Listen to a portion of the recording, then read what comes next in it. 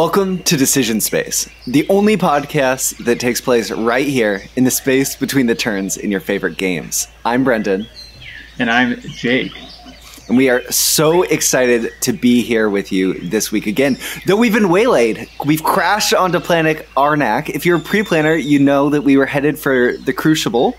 We've moved that, and that means Keyforge. That's the planet, the locus of planets where Keyforge takes place.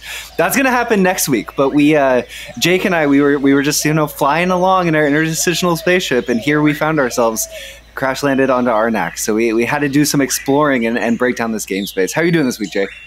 I am doing great. Yeah, we heard of the legend that there might be some valuable artifacts here. I thought, why not make a pit stop and see what we can unearth?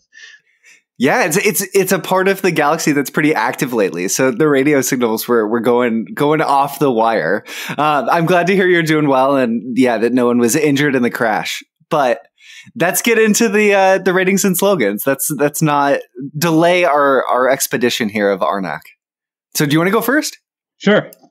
Lost Ruins of Arnak is the blockbuster summer movie equivalent in board games. I feel like this is a game that is just overflowing with fun and adventure and excitement almost at every turn. It cynically is not a game I expected to enjoy as much as I did. We wanted to cover this game in part because of how active the forum is. It's on the hotness. Maybe we can get a few listeners along the way. And I was just not expecting to, fall in love with this game. I think it's fantastic. I think I'm going to give it an 8.3 out of 10. Really a great game.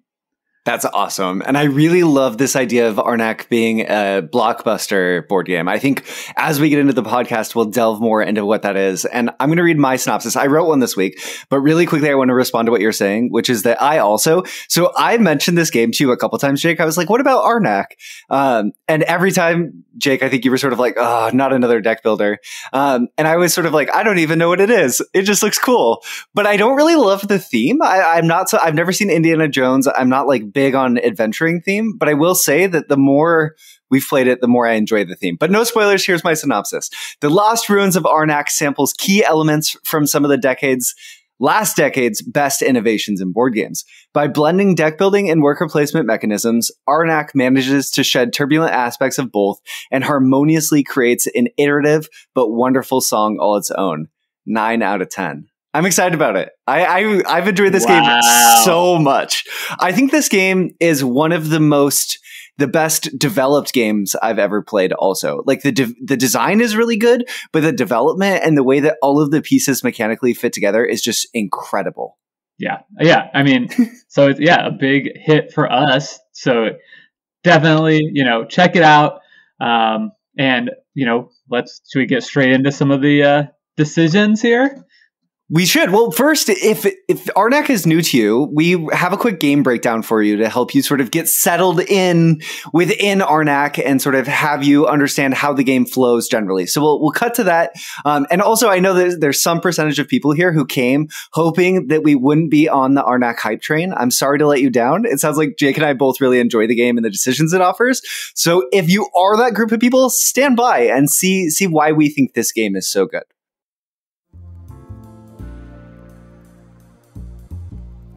The Lost Ruins of Arnak is a deck-building worker placement game in which players take on the role of adventurers, exploring the island of Arnak.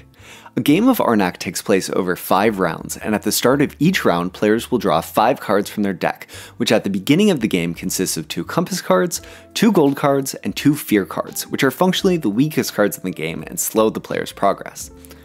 Cards in Arnak are multifunctional, each having a core action and 1 or more travel icons. Players will choose between utilizing a card's core action or its travel icons while playing out their turn, and each card a player adds to their deck throughout the course of the game also provides victory points for game end scoring.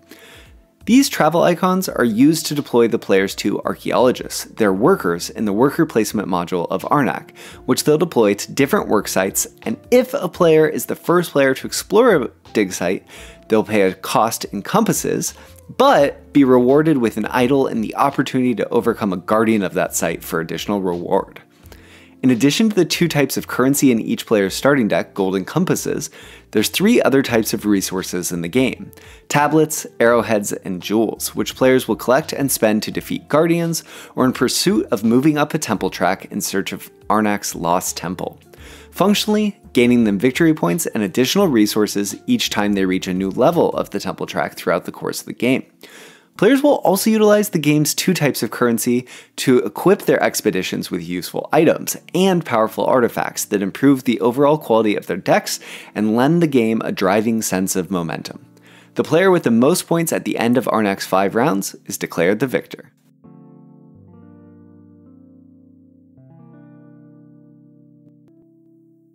In exploring the Lost Ruins of Arnak, one thing that I learned that I thought was really interesting, on the box it says that it's a game designed by Lewin and Min. And I learned that Lewin and Min, I hope I'm pronouncing those names right, if not, I apologize, are Michael Lewin Stoch and Michaela Min Strachova. And this is a husband and wife designer duo who co-designed Lost Ruins of Arnak, and they also work at Czech Games Edition, CGE. So they're the publisher of Codenames, Galaxy Trucker, Zolkin, Through the Ages.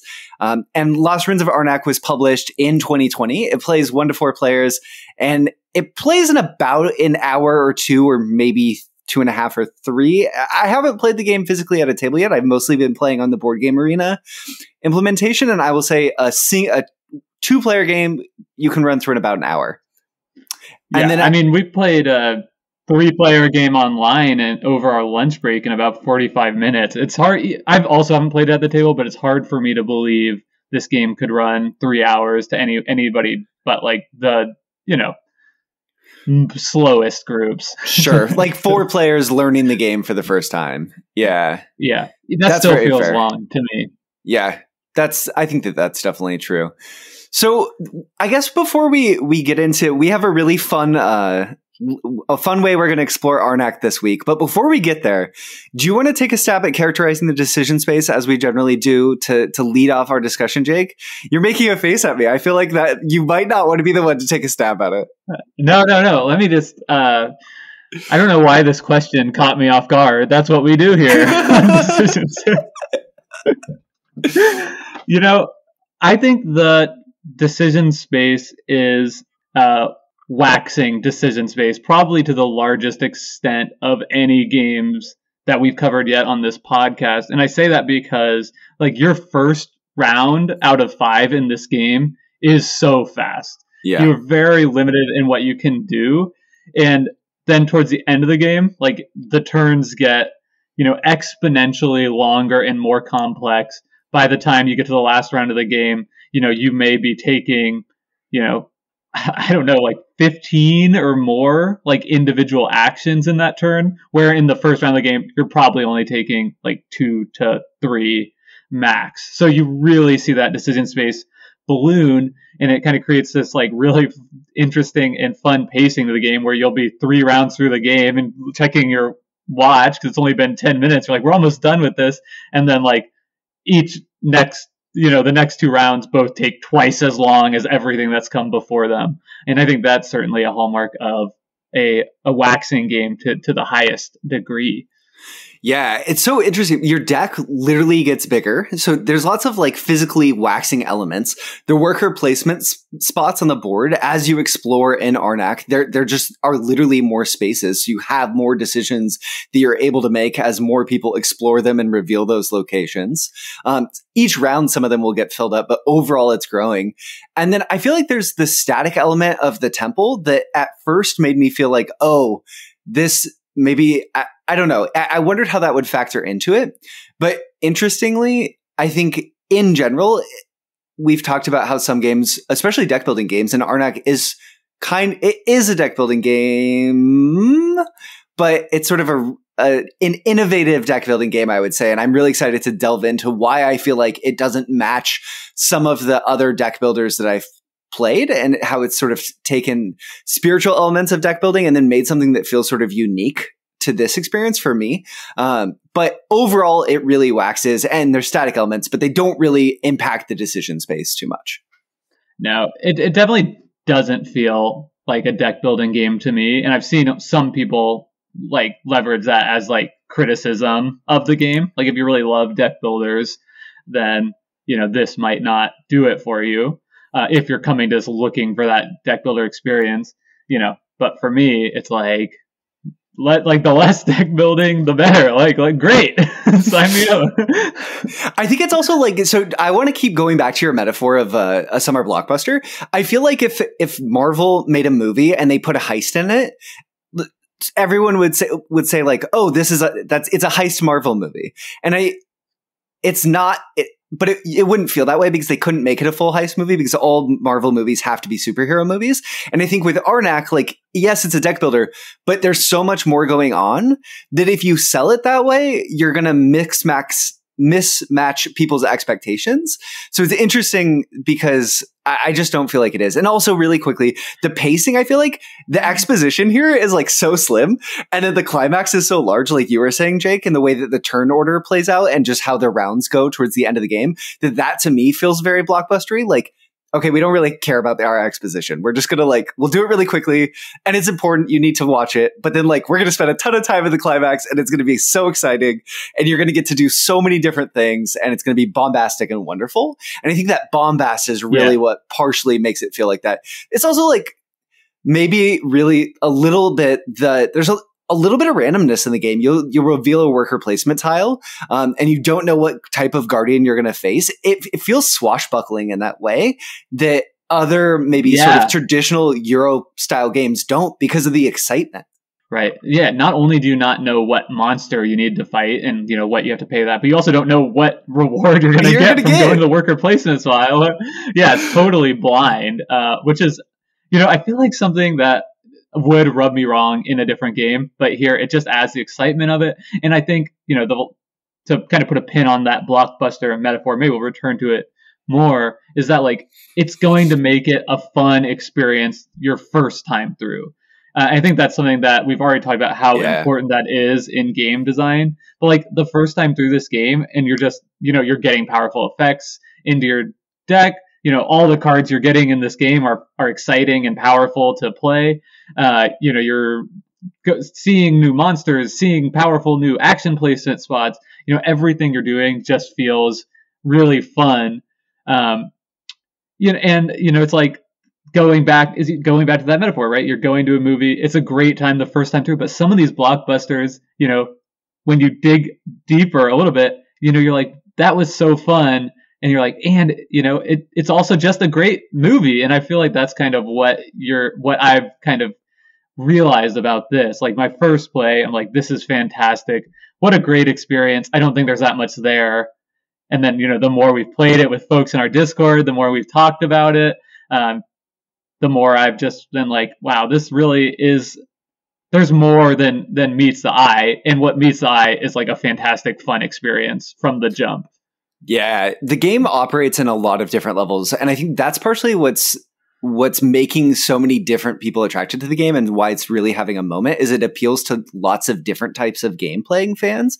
Fans of worker placement games and more Euro style games, I think, are attracted to it. And then fans of games that are more sort of loosey-goosey and fun and dynamic and exciting are drawn to it too. And I think I sort of had a similar experience, Jake, I guess, as we're talking through our experiences with the game where we played it the first time and I was like, this is cool. I like it.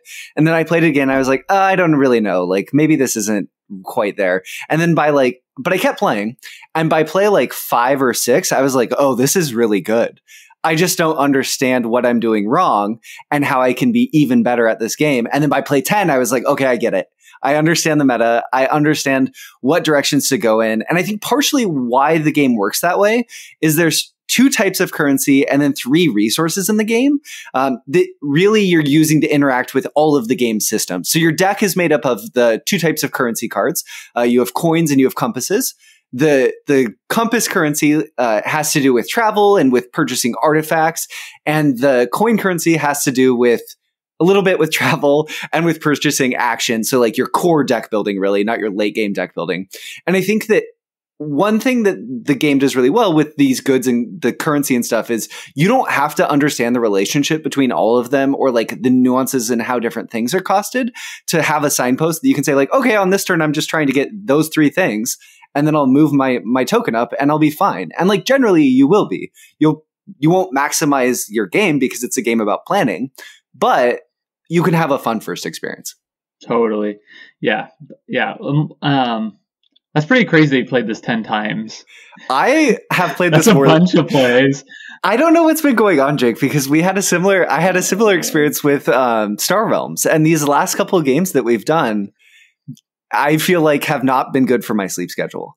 For the first time in all of Decision Space, I have started playing Arnak on my cell phone, or going on Board Game Arena on my cell phone so I could play Arnak when I woke up in the morning or when I was going to bed. I would just, I'll just play one game. I'll play one game. And yeah, I think I've clocked in at around 25, 30 games. I would have to check, but I've played a lot of Arnak now. Holy crap, that's insane. That's good context. That's good context for this conversation, because I think I've finished like 4 games and I have like 4 more games that I'm in right now playing asynchronously at like various levels of completedness. So we are coming at it again from a little bit of different perspective, just in terms of how deep we've had the opportunity to dive into the game. Totally, which I think is really exciting and will lead us on a really good adventure through Arnak. So this is the way we're going to explore the episode. There's 5 different things that Jake and I can do in our exploration of Arnak that each relate to 5 different systems or areas of systems within the game. So I'm going to invite Jake to pick a category, pick a verb, pick an action. Think of these maybe as worker placement spots. And then we're going to dive into that aspect of the conversation. So today in our exploration of Arnak, we're not going to tell you what these correspond to until they get revealed also, just like the workers placement spots in Arnak. But Jake and I are going to gear up. We're going to have lunch. We're going to dig at a site. We're going to explore the wilderness, and we're going to research our discoveries. So Jake, in our exploration of Arnak in this Choose Your Own Adventure podcast, what do you want to do first? Do you want to gear up? Do you want to have lunch? Dig at a site? This is so fun. Explore the wilderness or research our discoveries? I'm glad. I want to pick the one that I think is like, I love this. I love that you've created this little choose your own adventure here. Well done. And I want to dive right in. I packed my lunch. I'm already getting hungry. I want to dive right in, have lunch first, and then, and then we'll work off those calories later. I love it.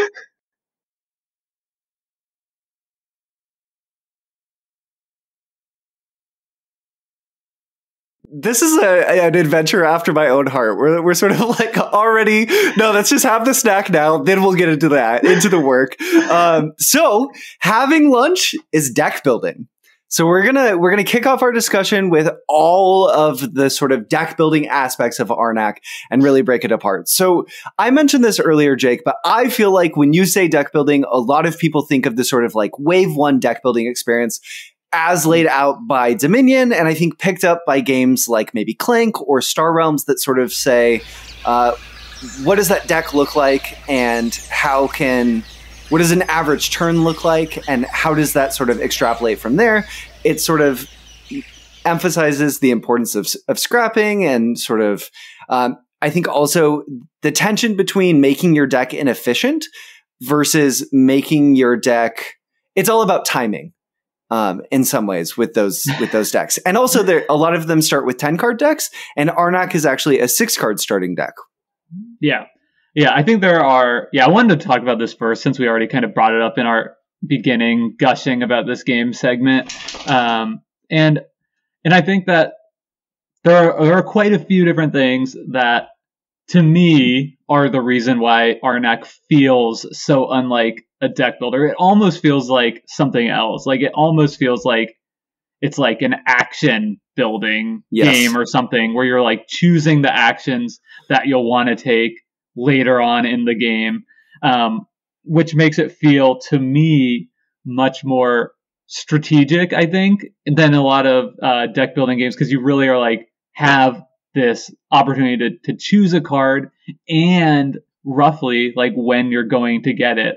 right? Because you know that whenever you draft it or whenever you buy a card, whether it's an artifact card or a item card, it goes to the bottom of your deck unshuffled. So you know you're going to get roughly when you're going to get the opportunity, whether that'll be next turn or in 2 turns. And if you get it in, round 1, you also know like this is something you're going to have access to multiple times throughout the game versus, maybe once or later in the game, it might be something you're just buying for points alone.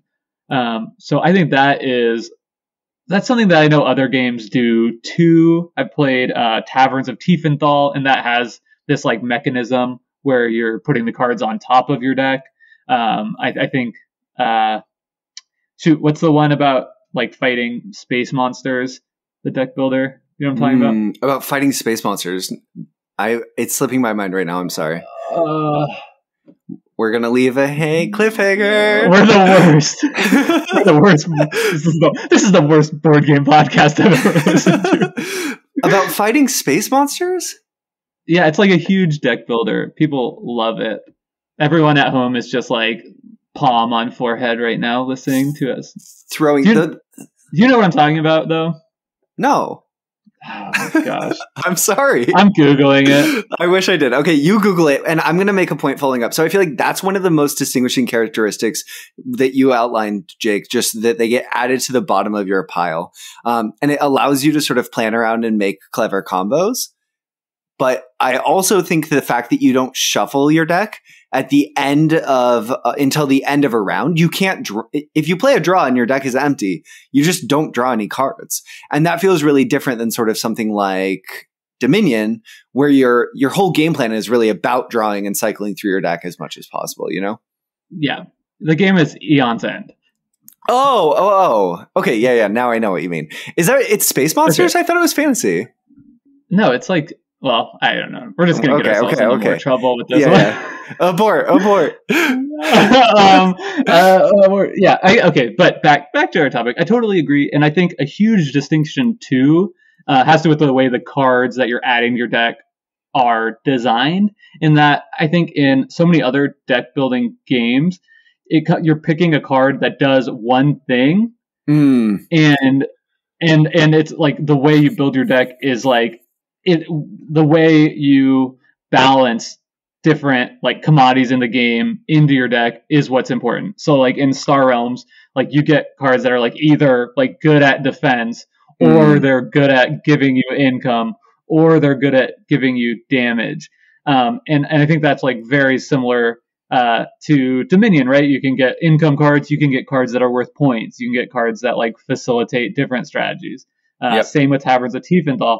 And what you end up with in decks like that, at least what it feels like to me, and maybe this is part of the reason so many of these games rub me wrong, is like no matter what, at the end of the game, like your deck is bad because you have things that, and part of that too is that your starting deck of basic cards is larger, right? So like no matter what you do throughout the game, you're never going to get to something that like you're really like super excited with, Whereas this, everything that you're adding to your deck does everything, right? Like not always, but like in the sense that like it's going to be worth points to you. It's going to be advancing your strategy to get up the research track, and it also is going to be providing you income in some way.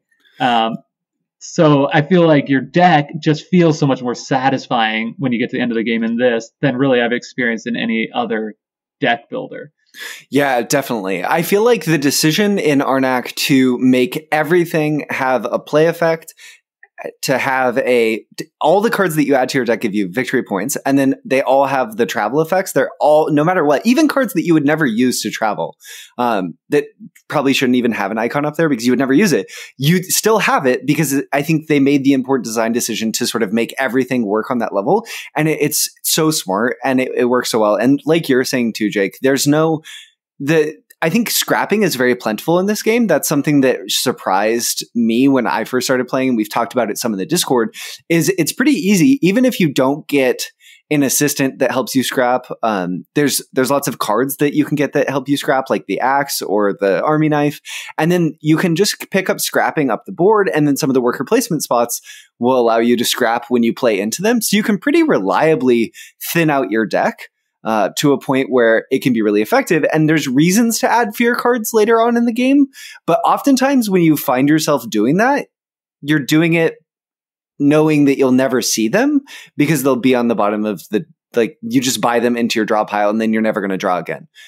So unlike Dominion where, I need to buy my victory point cards and they're ending up in my deck and messing up my draw, here in Arnak, a lot of the times when you would add fear, you're just doing it a way where you're going to get rid of it immediately, or you're never going to see it. And it will give you a negative point, but like it doesn't mess up your draws. And it feels so good.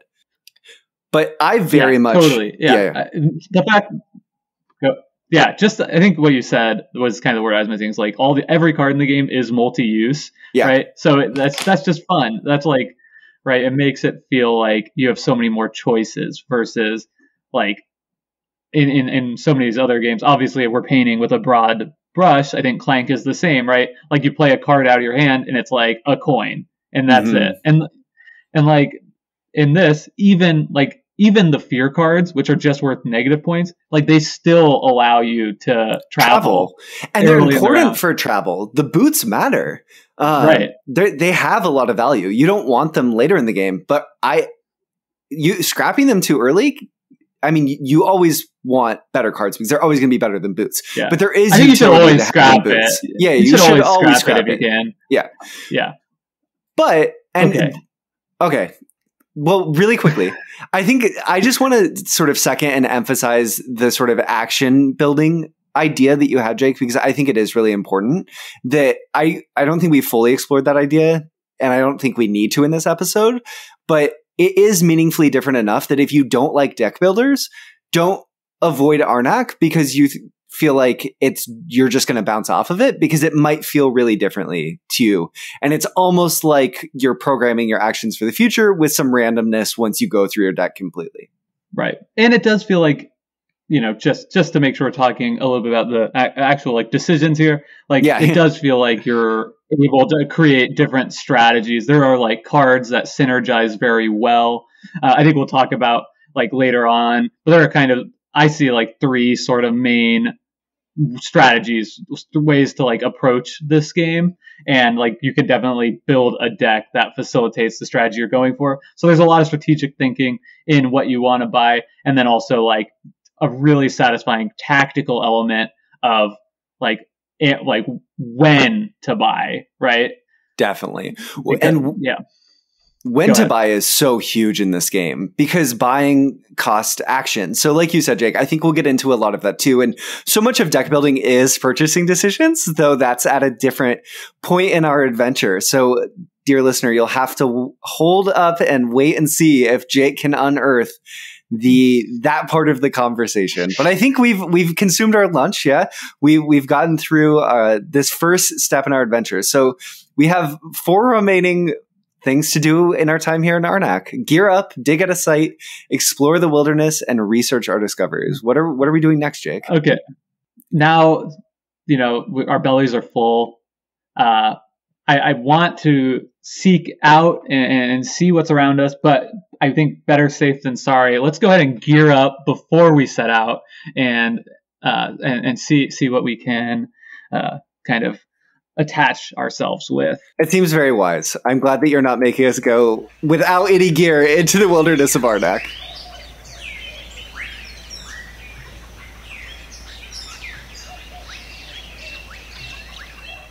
So gearing up is card drafting, the travel system, and actions and artifacts, or items and artifacts. Do you want to sort of kick off this part of the conversation, Jake? Because I think it's a continuation of the idea you were just talking about. Yeah.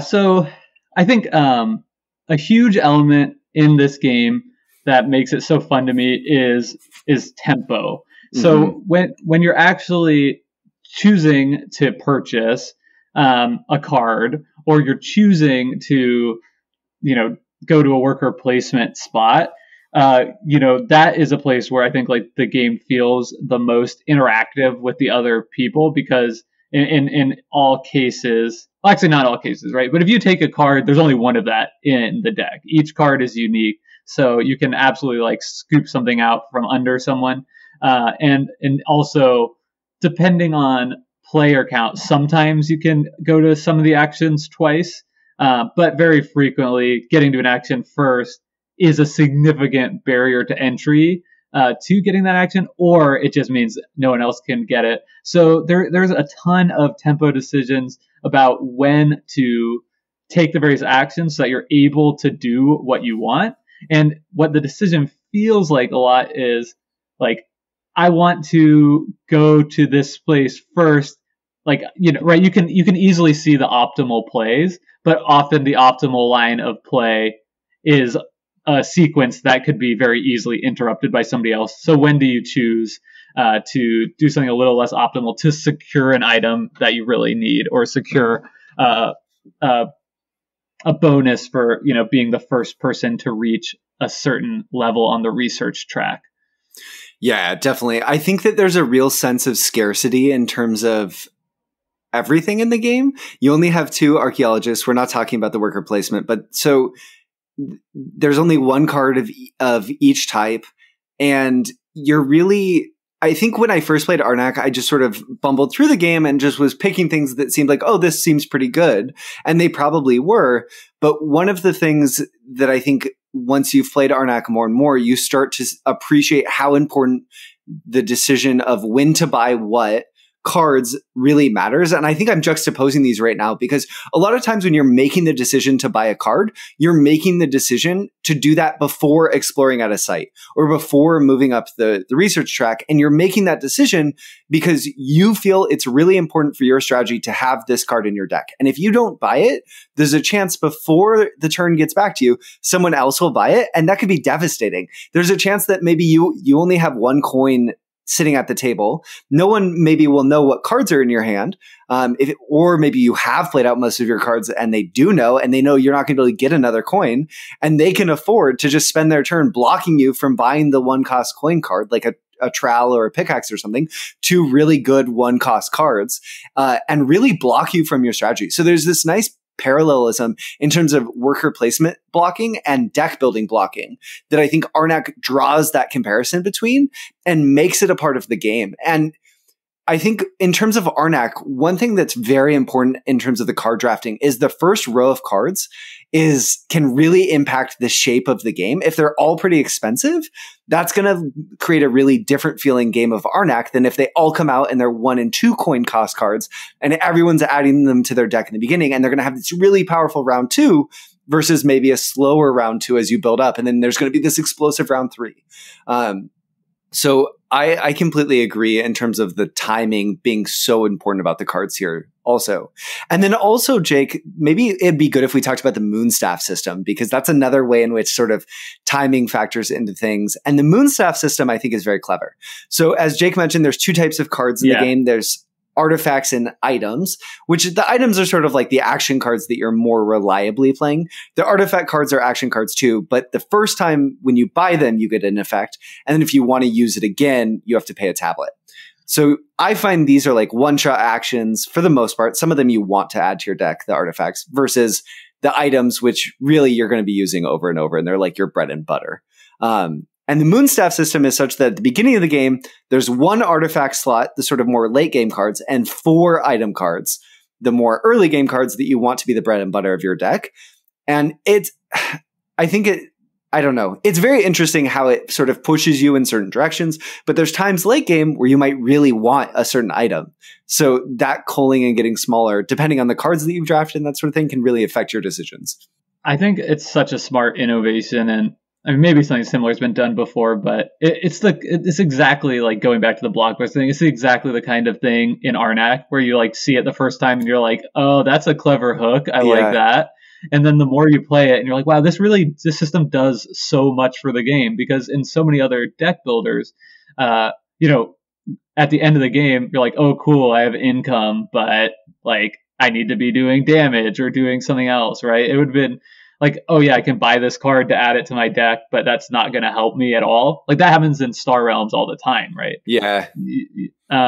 Where here, because of the way the Moonstaff works, like towards the end of the game, it is a different resource. You have to pay for them. So that also is something that creates really interesting like tempo in the game, right? You want coins early on to buy items, which will be more plentifully available.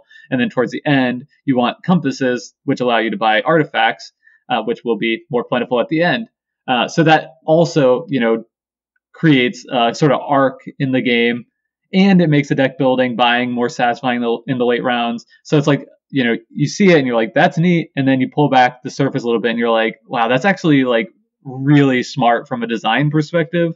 That's doing a bunch of work under the hood to make each turn feel satisfying and fun.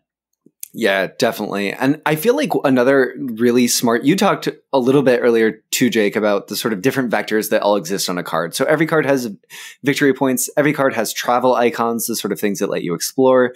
They all have an action. And then they also, one thing that's maybe not as apparent is they all have a speed of an action.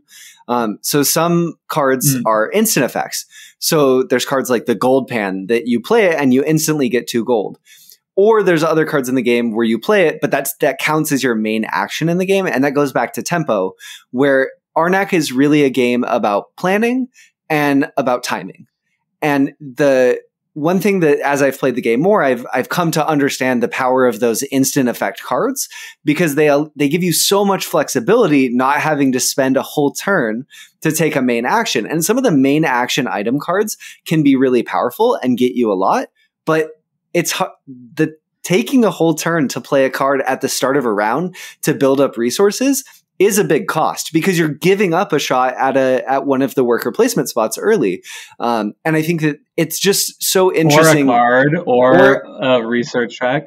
Yeah, moving up and getting more resources. I feel like we've talked, There's always a cost no matter what you're doing. You're giving up an opportunity somewhere else. I think that's kind of to drive that nail home. Totally. And I think and if you're playing an action card, playing an action card, you're giving up all opportunities on all 3 vectors. Yes. So maybe now's the best time in terms of to make the point that Arnak is really a game with lots of opportunity all across the game to find an edge, but it invites the player to figure out what area of the game they're going to specialize in.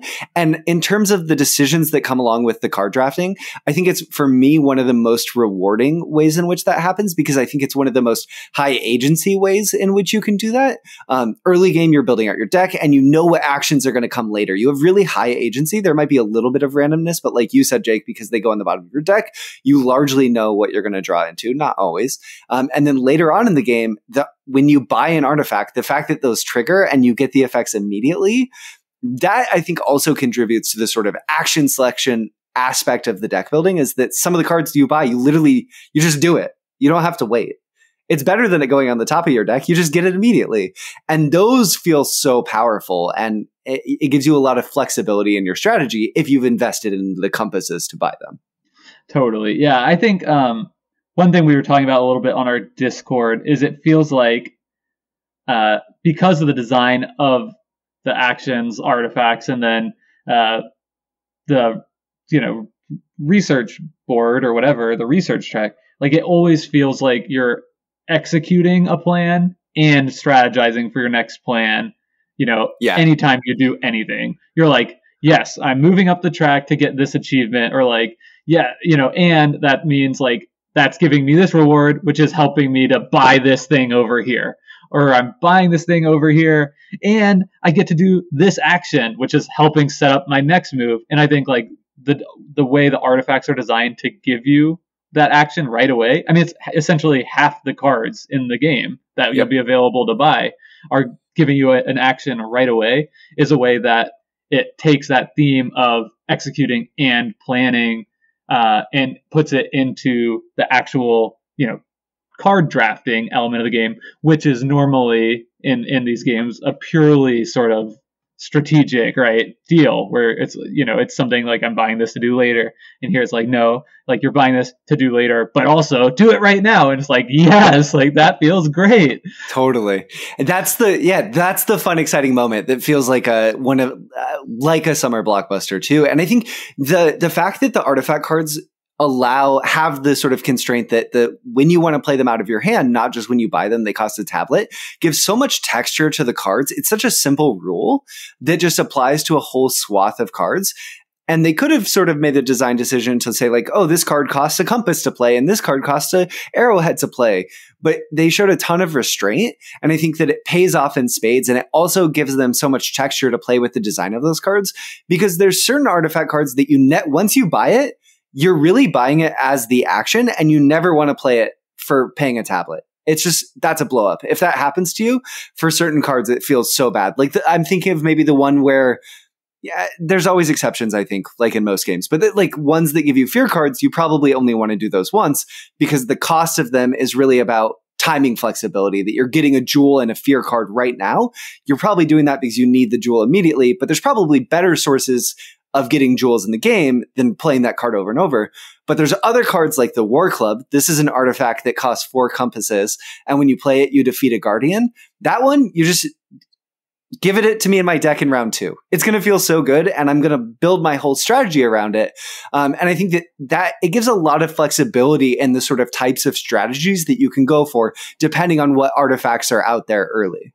Yeah, totally. I mean, they're really well designed, and I think just the last thing I'll say about the artifacts, I think these are such a clever design to everything you're saying, and also I think the extra cost the second time it comes up through the deck enables them to be even more powerful, right? And feel like a blockbuster moment. Like, they're kind of 1-card combos at times, right? Because it could be like, I'll use my assistant, which we haven't really touched on how there's these assistants, we will in a second, and then I'll play this card that lets me switch out my assistant for a different assistant. It comes refreshed, and I'm going to use that.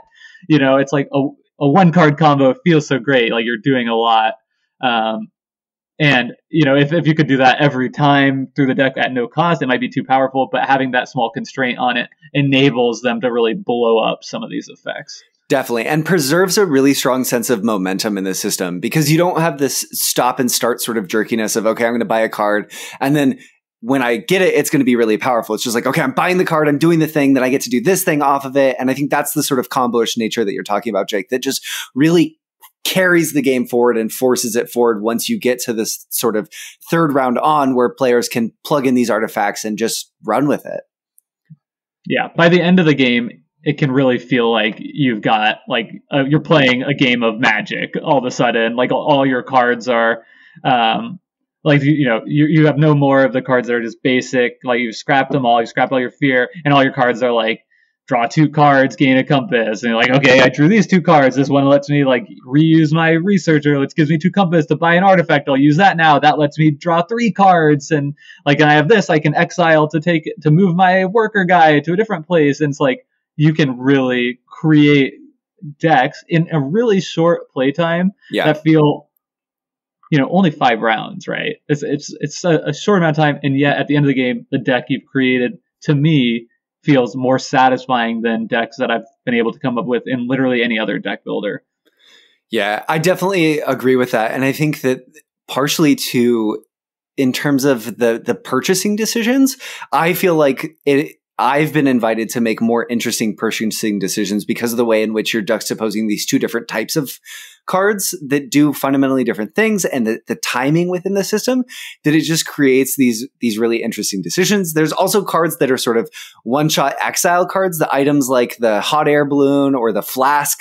This is a card that lets you just draw 3 cards, or the treasure map that lets you, if you exile it from your deck, you get 3 compasses. So it enables these really interesting strategies that you don't always get to do. And you have to make the decision, one, is my deck good enough that buying a card like the flask is worth it? If I'm just going to be drawing coins and compass base cards and maybe a fear, no, that's not a good enough card. But if I'm timing it right, I'm making the decision to buy it. It's a good time in the game for me to give up all the other stuff I could be doing to put a turn of tempo towards buying this flask. And then it's going to set up this huge turn. The game invites the stars to align so reliably. And it feels so good when you make these clever decisions that then play off. Yeah, and it doesn't feel lucky when it happens either. Like it can in Star Realms, where you're like, I've got all these different colored ships in my deck. Oh, cool, I drew 3 of the same color this turn, and now I'm going to win. Like, that feels great. It's awesome the stars align like that, but it feels lucky. And when your opponent does it to you, you're like, you got lucky. But in this, it feels, it's like the game is constantly telling you, is like, Brendan, you're so smart for doing this. Like, look at you. You're getting this bonus. Like, way to go, man. You're doing great. Keep it up. Like, that's kind of the feeling. Totally. Wow, look at you. You put the stars in order. You just reached up right there and did it. Oh, you knew you were going to draw that this turn, didn't you, you clever booger? Yeah, totally. Yeah. And I don't even care. Just let me play again. Right, okay. Yeah. So I feel like we're pretty geared up, Jake. Do you, now that we have our gear, maybe we have a nice little donkey with us. Maybe we're in an automobile or we're on the steamship. Maybe we have a sea turtle that we're riding. These are all cards in Arnak. What are we doing next? Are we digging out of sight? We've got our dog. We've got our dog with us. So cute. That card's adorable. That's my favorite card. Just named like dog. Like, I love that. All right. So now that we're geared up, it is time to we can't. I mean, the only thing that makes sense is to explore the wilderness. Okay. Right? I mean, how would we? Well, I want to dig. We've got our gear to dig, but I think we should at least find a good spot first. It's probably not a good idea to start digging down here at base camp. I think that's really true. Though who knows what we could discover at base camp. But yeah, let's explore the wilderness. Let's get out. We'll take the axe and the machete and we'll start carving our way into the jungle.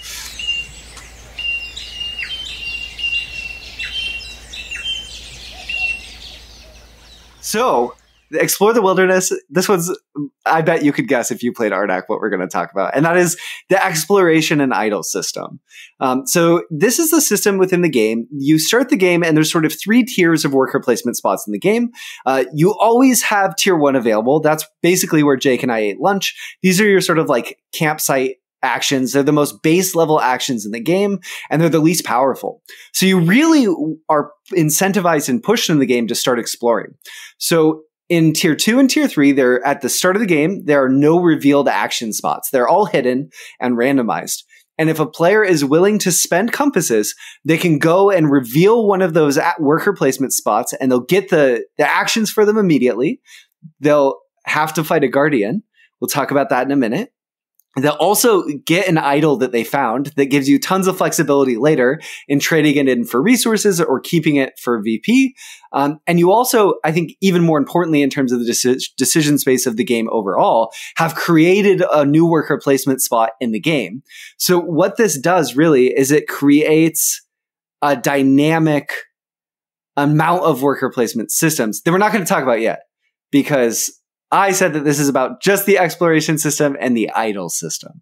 So bait and switch, the Guardians really play into this also. And I think a lot of the momentum in the game has to do with how the Guardians cost. They're sort of a checkpoint. If you can defeat them, you're going to get a benefit that you can use further on in the game. And you also get 5 victory points. So you're incentivized by the game to spend your compasses to explore. And then you definitely want to try to defeat a Guardian if it's revealed. And then future in the game, now other people, one can't explore that spot. Oh, there's also a bonus for revealing a spot. Jake, save me. I'm stuck in the jungle. I'm too deep. Yeah. Well, I think what kind of comes in here is the game presents you with a lot of really satisfying trade-offs.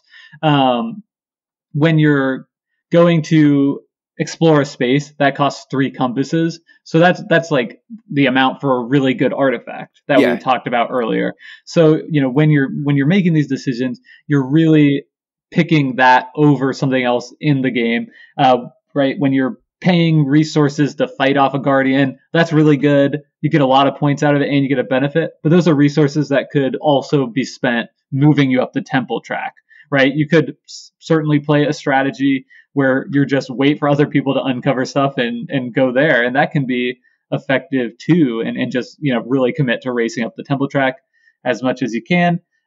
So yeah, I think it just really comes down to that. Like, oh, and then the other place trade-offs come in is to go somewhere, you have to pay travel icons from the top of your cards. So going to a space all the way at the top of the board requires 2 of a specific travel icon, whether it's a boats or cars. So, unless you have some other way to get those, maybe from an assistant or a guardian you fought earlier, that could be you have to discard 2 cards to use to travel. So that's a huge trade-off to do that, as opposed to, using those cards for their effect. So I think this is where those satisfying trade-offs, which, what is a trade-off, but like an important decision point, each one an important decision point in the game. And this is where the game presents those to you. Yeah, definitely. And I think one other thing that's really interesting about the design of Arnak and the exploration system and the idol system is the first 4, it's not as much a 1-to-1. When you explore a tier 2 spot, you get an idol no matter what. And when you explore a tier 3 spot, which is pretty expensive, it's difficult to do. There's compasses. 6 compasses. So you really have to build up for it, especially early game. You get 2 idols, and these idols can be traded for all the different types of currency and resources in the game. And you can also trade them to draw cards. So they give you flexibility. But the guardians that you revealed, so you're traveling to these spots, you're exploring, you're getting idols, but then the guardians all have a cost associated with them. And a lot of times you're going to use your idols to pay for defeating the guardian. Not always. But I think that with the way that the exploration system works, it's an output randomness opportunity in the game, because you choose to explore and a small benefit that you're getting. It's usually like you'll get a compass, you'll get a coin, you'll get a tablet, you can upgrade something, or you can scrap something. But then you flip over the spot, you learn the resources that you get, and then you add a guardian and you see what you have to do. So the output randomness is not knowing what you're going to get when you go there. You do know you're going to get an idol and some small benefit, and then you know you're going to have to fight a guardian, but you don't know what you'll get. And Arnak is really smart in that they incentivize players to do this by making it some of the most cost-effective victory points in the game, and then also not making it mandatory to defeat them. You can win a game of Arnak by exploring once or twice, not defeating guardians and focusing elsewhere. Or if you have the flexibility in your system and the sort of deck that you've built, the assistant that you have to deal with that randomness, you get rewarded handsomely. And in addition to 5 victory points, you get some sort of other benefit, like a token to then travel elsewhere and upgrade. So it again plays into that momentum. But you can also play a game of Arnak, Jake, without exploring at all, really. You could just let other people reveal victory worker placement spots and then do that. And I've seen that work too. I did win a game with only claiming 1 idol the whole time. That's awesome. Which was that was very weird though. That was like an early one of our plays though, so I don't know if that could really be replicated again with anything but new players. But like it is, I think that at least shows that like you don't have to focus too heavily on this. Definitely. And the game rewards you. It gives you victory points for not having used your idols to. So if you don't have idols, you're going to get victory points for not filling these idol slots. Or if you get idols and you don't use them, you'll get victory points for not using them. So I think it's really careful to enable that strategy. And even though it was a newer game, I feel like that game taught me a lot about how flexible the system is. And I think it's especially possible when you're not playing a 2-player game, because there's just going to be more spots available to slide into that are more flexible if you're one of the players not exploring. But I think that's probably good on... Well, let me just say one more thing. I think like the most important thing to know here, because I think a lot of players, myself included, probably don't like the sound of flipping over a random action placement slot and flipping over a random person. But in play, between the resources you get and the flexibility provided from the idol, it's very rare that you would ever be in a situation that you couldn't defeat the guardian just between what you're getting from that spot and what you can trade your idol in for. So I think that really does a huge service to making the game palatable to a wide range of players. It potentially reduces the skill ceiling quite a bit, because I can picture a game done just slightly differently where guardians were more punishing. As it is, they only give you a fear if you don't defeat them and leave your worker on that spot by the end of the round, which is -1 point and makes your deck less efficient. Like, you don't want that, but it's not the end of the world. And I could see a more punishing version of this game where that punishment is worse. Yeah. And or without like such a robust like benefits from the idols where like it would really reward you like preparing ahead of time. And I think that's something that a lot of games do, where this you can prepare. It's probably better if you don't have to use your idol, because that means you'll be able to use it more flexibly later in an even better spot, perhaps to like get up the research track to get the most points at the end of the game.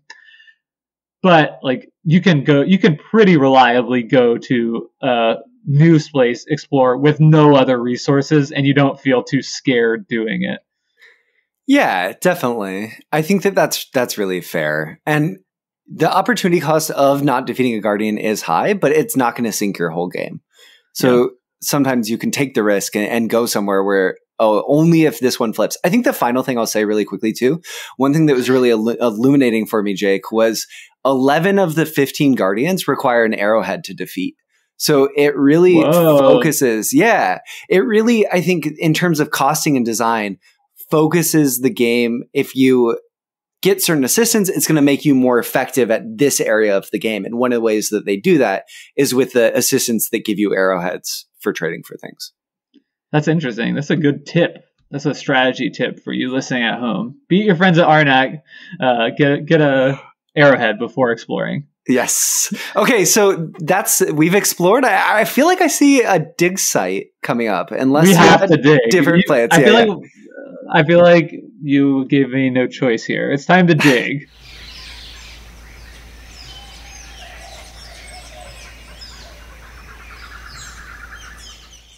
So let's get the shovels out and talk about the worker placement system, Jake. The most distinguishing factor, the thing we have to get off the table at the outset, you only have 2 workers in the game. You're 2 archaeologists, and you cannot get more. There's a couple ways in which you can use them multiple times, or maybe activate a site like you would if you had an extra worker. But for the most part, worker placement game where you're limited to 2 workers. Yeah, I mean, I think that's interesting, and it really adds. I mean, right? I think there's 2 different kind of ways that you can make worker placement feel impactful, and that is through your opponent, like having a limited number of spots where every time your opponent goes somewhere, you're like, oh no, like there goes an opportunity for me, or limiting the number of workers you have. And then that makes each choice of where to place one incredibly important just through the scarcity of that resource. And Arnak definitely leans very heavily in the latter category. There are definitely times when, a space you want to go is taken, but like, there's always good places to go. There's always good places to go, though sometimes there are spots where like you can really stick it to someone getting in there before they are, just depending on where they are in the research track. And the tier 3 slots are so good that I feel like once those start to get revealed, the incentive to go there is so high that I think planning around, okay, I'm likely going to be first next turn, so I can reveal the first tier 3 spot, knowing I'll probably be able to get into it before someone else. And I think it adds, in terms of texture and planning, a lot to the game. But you can also, I think, because of the way the travel system works, so we've talked about the travel system a little bit throughout, but the travel system and the worker placement system are inexorably tied because you need travel icons to travel to spots. So I think that the worker placement system, in terms of just blocking, that gets explored, but you also get to explore like, okay, I know Jake has built into a lot of boat icons. So if I'm going to reveal a tier 3 spot, I'll just pivot and go towards automobiles, knowing it will be more expensive for him in terms of the deck he's built to explore that really strong spot that I've paid to reveal, and I want to use more than he can. I think what you're saying there reveals the levels of depth to this game that are not apparent on first play, because that's definitely a level of play that I haven't been operating on as much. I'm in these early plays, I think I am very much focused on like number 1, I'm doing what's best for this guy over here, sure. And I think like that is a super viable and fun way to play the game too, but certainly I think it's exciting that 30 plays in or whatever, like there continue to be levels of emergent depth in this worker placement decision that feel more interactive, because that was kind of one of the cons I have of this game, is that like it doesn't feel that interactive to me. So much of the interaction is so indirect, which I think are the like very common criticisms of worker placement games. Yeah, right. I would say like you can tell there is interaction because like what you do does matter to somebody else. But I think I've used like the term before in other games that we've covered on this. Like the interaction feels incidental. Like I'm doing something that happens to annoy someone else, but I didn't do it to annoy them. And it sounds like what you're saying is like as you play more, there are more opportunities revealing where you can do something to annoy someone, even and realize that, you know, by setting them back and getting that benefit would be even better than doing a different action placement space that would be slightly better to you but would not impact their gameplay at all. Yeah, definitely. And I think that that's probably also a product of me playing a lot of 2-player in the games that I've been playing just when I'm jamming games. It makes it easier to sort of have and focus on that sort of direct interaction, because anything that's putting me forward and putting them back at the same time, like you were saying, Jake, sort of counts double. And I think that comes really, I think, at the tier 2 spots, the ones that cost 3 compasses, that you can, from round 1, players will start revealing these. I think that it's less common that you're going to get a really good block, except because of the dynamic nature of the worker placement spots. Sometimes in games, there's only going to be one spot out there that lets you draw a card in tier 2. So all of a sudden, if you haven't gotten a lot of ways to draw cards elsewhere, if you can go to the spot that lets you draw a card and get an arrowhead, and you also need an arrowhead, that's going to become a very attractive spot. Or maybe your draw is really bad and you just need to get into that spot to sort of smooth out your deck and fix your draw. So I do think that the dynamic nature of the worker placement game, of the worker placement spaces, leads to really interesting sort of emergent decisions within every different game, where certain resources are more common, certain resources are going to be less common, though it really varies. By the end of the game, you generally, because of the way Arnak is designed, have access to whatever you need. It's just figuring out where the most efficient way for you to get those resources based on your deck, your assistant, etc. is. And that's part of the game, is like knowing how to see your path. Totally. And that path is extremely important if you want to get to the top of the, wait, I think I've just unearthed something. What is this? Is this the entrance to a temple? I think maybe we should research our discoveries. Let's do it.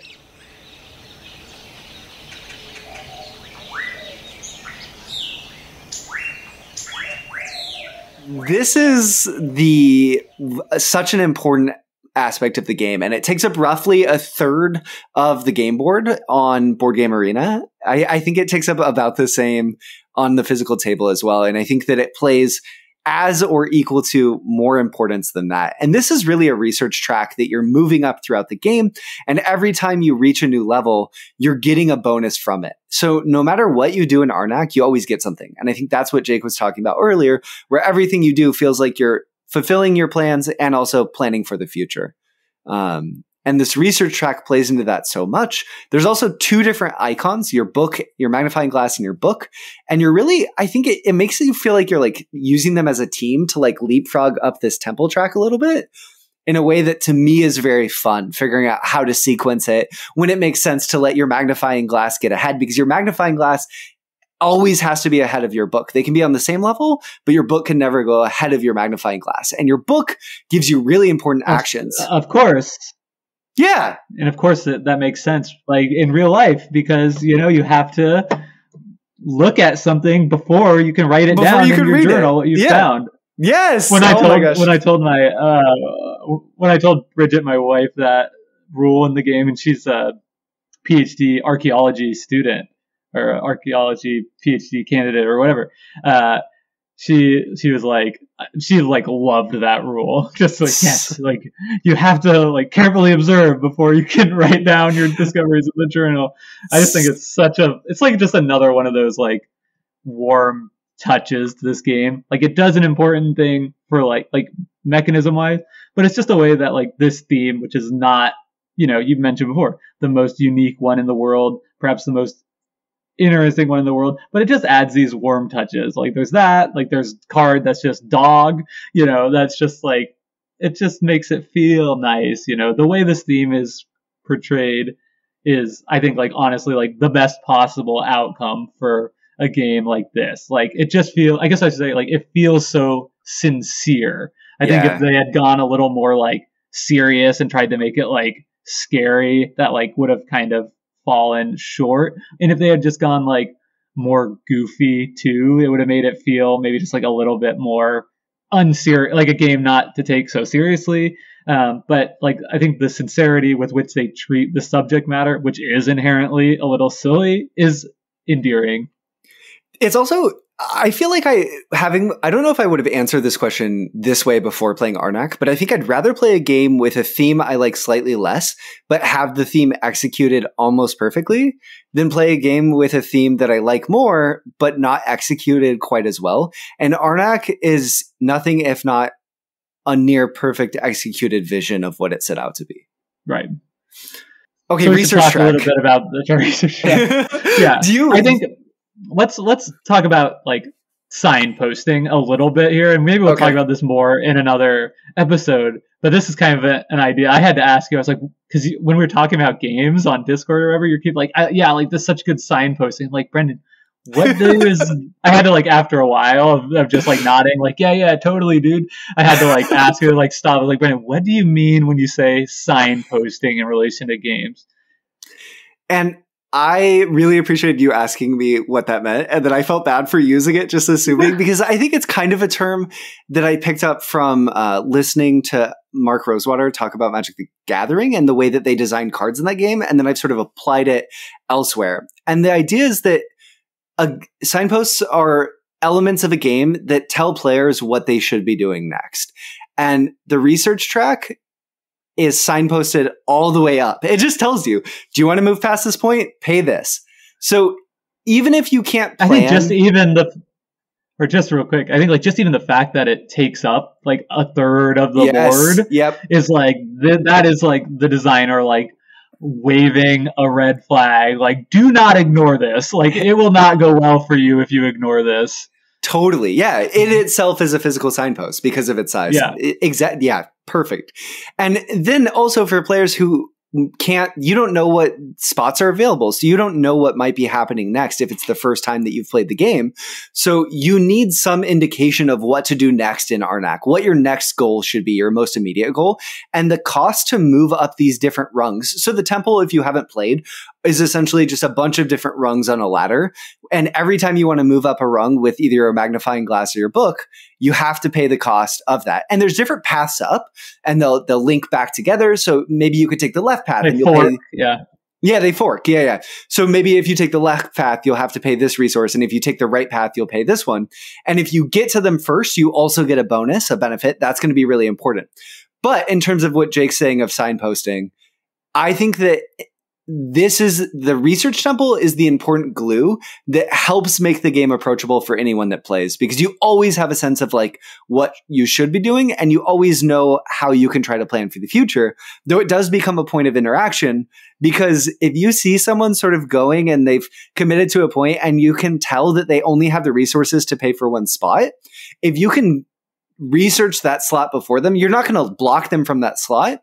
But Arnak is all about marginal edge. And if you can get there before them, that can really magnify and be very powerful. Maybe they were counting on getting to that spot and getting the coin that they needed to buy this 2-cost card, and now they only have 1 coin. And they're like, oh, but my whole strategy, like I converted into this arrowhead in this tablet.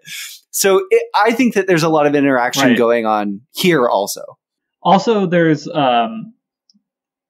like award tiles strewn throughout too. So if you're like the first person to get to a spot, not every single spot is like this, but it's almost like every other on the level, like up the track. If you're the first to get to a spot, you can get a special award on that, which again is not a lot. It could be just like a coin here or there, or a scrap, or whatever, a few different things.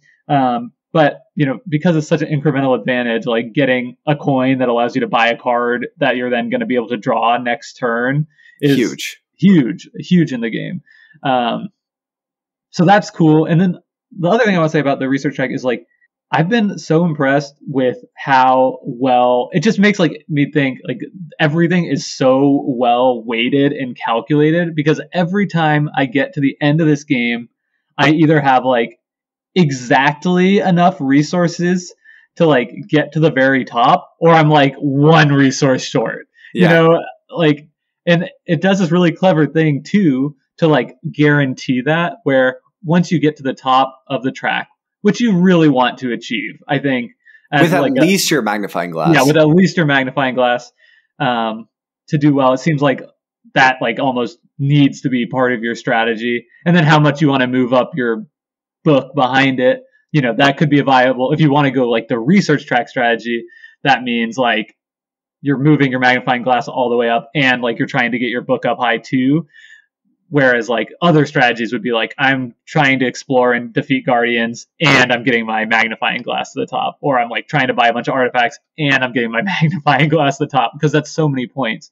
But once you have your magnifying glass to the top, there's an ability to like buy extra point scoring tiles, which is basically like converting resources for end game scoring. So even if like you're flushed with resources and get to the top, where a different game would, I think a lesser game would be like, okay, now we're at the end game scoring, so like count up how many compasses you have, like 4 compasses is worth 1 point, or whatever. Or like each of the diamonds, or they're not diamonds, like I guess rubies are like the red gems, whatever the jewel. That's like the most valuable resource in the game. And like, so it'd be like, okay, for each of those you have left over, that's like 1 or 2 points or something. Here, it's like, there are tiles you can purchase as an action. The most valuable one being, I think, like 11 points. And that like requires like all the different resources throughout the game. Or, you can get like a 6-point tile or something, or a 5-point, probably 6, by like doing 2/3 of them. Or you can do the 1/3 to get just like a 2-point tile. So at the end of the game, even if you're flushed with resources, it still has that tension of like, oh my God, I'm like 1 point short of getting the 11-point one, or I just got it exactly. And one of the games we played, I had just it might be kind of hard to explain, but like the way it works is like there's like 3 2-point tiles that each cost a certain thing. And I had enough to get the tile on the left side and the right side, but not the middle one. So like I could not claim one of the 6-point tiles, because like you have to like satisfy like the left and middle or the right and middle in order to like get that. And I was just like, no. And then I lost by 1 point. This is another system. That's how tight it is, It's always so tight. Totally. And it's another system like the Moonstaff system, where it's just such a clever little twist on this one little area of the game that really brings it together. And it feels so polished and so fantastic because of it. I love too that if you can get the 11 cost one and you have enough left over to get a 6 cost one or a 2 cost one, sure, go ahead, buy those too and get those. The other thing really quickly that I'll say about the temple track is I think that the way in which we were both talking about the sort of benefits that you get for being to a spot first, getting there first, really drives the game forward and gives you that sense of momentum. But there's a different strategy in Arnak, which is just like conceding the tempo track and sort of saying, okay, you run up first. I'm going to go slow, but I'm going to get the benefits of these different spots exactly when I need them. So I'm not going to like overspend on resources to run. I'm going to walk. And I'm going to get the benefits and the payoff at the most optimal time. There's one that will buy you, if you get your book there, it will buy you an artifact. That if you get that when the best artifact timing in the game is up there for your strategy, that can be really effective. There's one that will defeat a guardian. I think that this can really feel like clockwork in a way. Now I'm using a mixed metaphor. It's another place where the stars will align for you in Arnak, and you can really force them to align. And it's, as a player, so rewarding in terms of making the decision to go slow or to go fast. I don't know. I think the research track is done almost perfectly. It's so smart. Yeah, the stars aligning like clockwork, as we always say on the Decision Space podcast. No, but I agree, and I think the last thing to mention about this is it also is how you unlock assistance. So, like getting Yes. your book up, so the first two levels give you assistance, and that is also the reason I want to highlight that is like that's also something that feels mandatory to do and early, and I mean, it's pretty. I think it's also like fairly well signposted that you need to do this, but I think that's a huge point of differentiating yourself. Like if you can get your assistants online and upgraded before somebody else, that's a big advantage to you because that's just you're just getting more actions and research and or more actions and resources in every given round. So I would say like the importance of the temple track even goes further than getting your magnifying glass all the way up. You want to get your magnifying glass all the way up, but you also want to get your assistants online and fully upgraded as early as possible.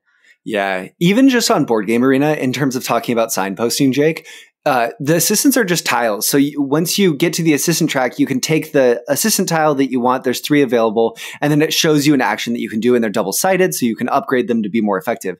But even on Board Game Arena, on your little player board, which is the same one that's physical, I think, there's an empty space for it.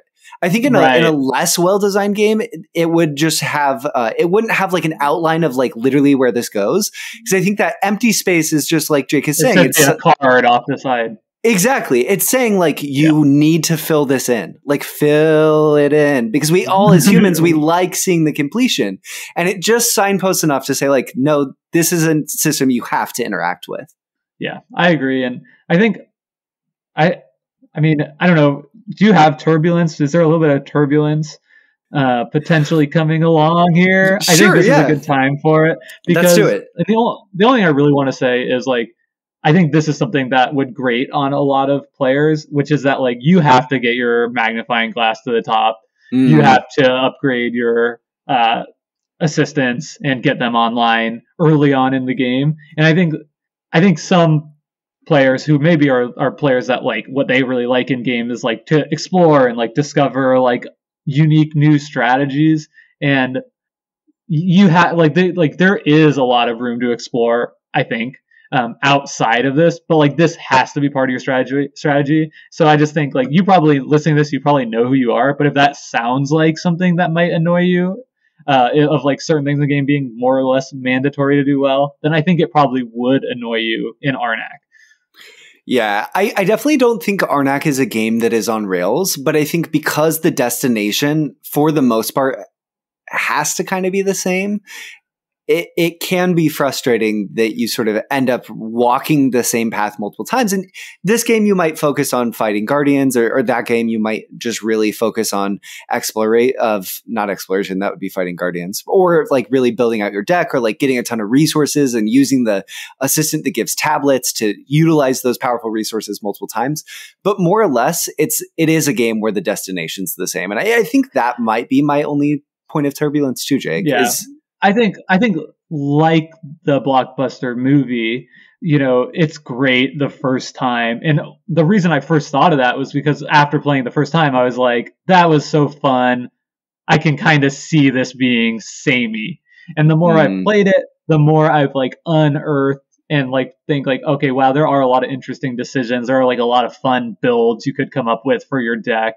But I think that like this is a game that probably for most people who are like serious and into the board game hobby is probably one that would be like, you probably get like 10 great plays with your friends, and then you might feel ready to move on. And I don't think that is like a negative. Like I think any game that like you get 10 great plays out of is like, what a great investment. Like if we got 10 great plays out of all the games that we buy, like, the board game hobby is, a great investment. So I don't think that's like a negative, but I do think like it might be a game that has a shorter lifespan than some of the other games I'm willing to give like an above 8 rating to. That's just a hunch though. I haven't played it as much as you. I think there's probably a valley in the middle that can be really frustrating for Arnak. And my one point of turbulence, I guess, in addition to that would just be the feedback in the game isn't great. it can be really difficult to know what you did wrong to not have a good game of Arnak and what you should have done right. And I think that if there is a failure of the game systems, it's that the lessons that a bad game teaches you, it really makes you work for. Learning it, you have to be a really careful observer. And there's a lot of games that show you what you did wrong more effectively. So I think that in your sort of, this isn't going to work for some groups, for some players, they'll have a few games where they can't learn the lessons and they don't want to put in the work to learn them. And that's totally reasonable because there's so many good games to play. But I do think if you put in the work, it gets so fun. Yeah, that's really exciting. I mean, it's one like I've said, I've only played it like 4 times. I'm playing more asynchronously right now. And it's like when I'm still like, every time I'm taking a turn, I'm like, this game is so fun. And like, that's what I keep coming back to. And like, maybe that won't fade. That's just like kind of like a feeling, perhaps unfairly, because of like the accessibility of it that I'm like perceiving to be the case. And like, but really don't let that deter you, because I think this is a game more than most that almost anyone who loves board games is going to have a great time playing, especially in those first few times you're racing up that temple track. Definitely. I think if you're a fan of games, play Arnak once. It's a movie that everyone deserves to at least see one time. Yeah. With that, I think if you are a fan of board games, of decisions, of talking about games, Jake and I would love to talk more with you. We invite you to come to our Discord, our discussion space for talking about decisions. And I'd love to talk Arnak strategy. If you want to talk about different items, I would love to do that. Yeah, Brendan's posting items. He's like, which one do you guys take in this situation? And it's like, it's cool that like the game definitely is deserving of that kind of study, I think. Yeah. And yeah, the Discord, it's just been like delightfully active. So if you're one of our Discord members listening to this, thank you, because it's been really fun hanging out playing games with y'all. Yeah, and playing games has been a huge activity there too. So if you're looking, also finally, very quickly, we hit 3,000 downloads for Decision Space overall so far. So I won't get too sappy, too corny again at the end, but thank you to everyone. It's so awesome hearing the reaction to this podcast so far. And Jake and I are so excited to continue the adventures. So if not on Arnak, next week, headed to the Crucible to talk about Keyforge, and then on to an even more exciting and expansive future. Thank you so much for listening.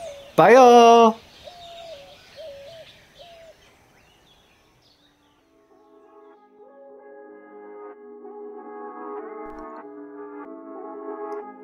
You are now exiting the decision space.